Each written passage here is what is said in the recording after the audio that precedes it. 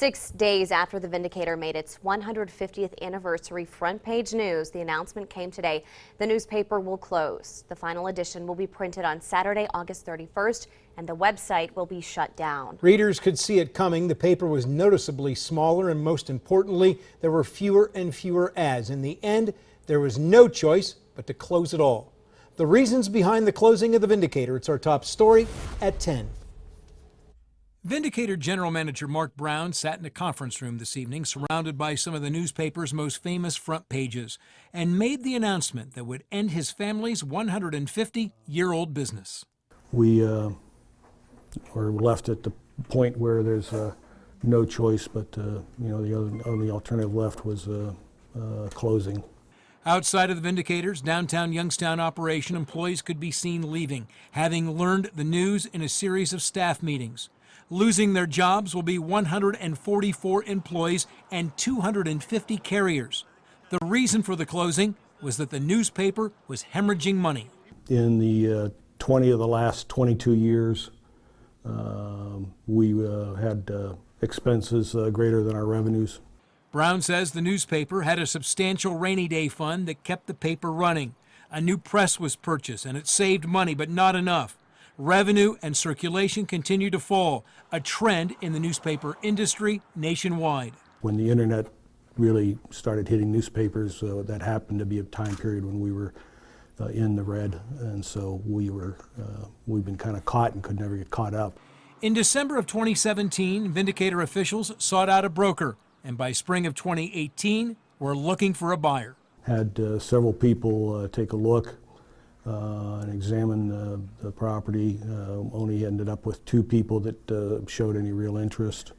Brown says one of the potential buyers bought a different newspaper.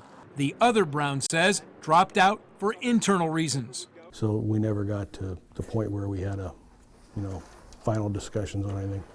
Brown says they looked at eliminating 3 print days and subcontracting some departments, but none of it would work.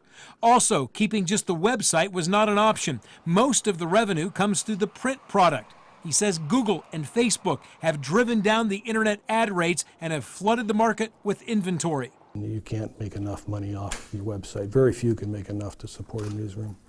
For everyone that hung in with the Vindicator over all the years, Mark Brown had one last thing to say. Just very grateful to all the support from the readers and the subscribers and the advertisers over the years. It's been wonderful to serve them. Reaction to the Vindicator's closing came quickly. One lady driving by called it sad, saying she'll miss starting her day without the newspaper. I talked to several people after the announcement was made. Here's what they had to say. It was like a shock and awe, like, really? The Youngstown Vindicator? I thought, in my lifetime that I would always have the Youngstown Vindicator right here in downtown Youngstown. I always felt like the Vindicator was pretty straightforward, pretty honest, even if you didn't like it.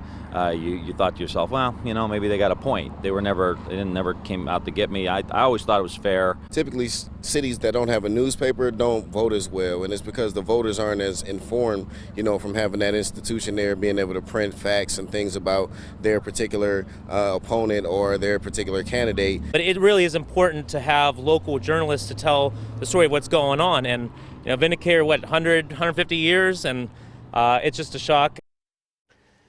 Now, the Vindicator also owns a substantial corner in downtown Youngstown at the corner of Front Street and Vindicator Square. Mark Brown says the property will be put up for sale. Brown's family also owns TV station WFMJ. In a statement today on the station's website stated that WFMJ is not for sale.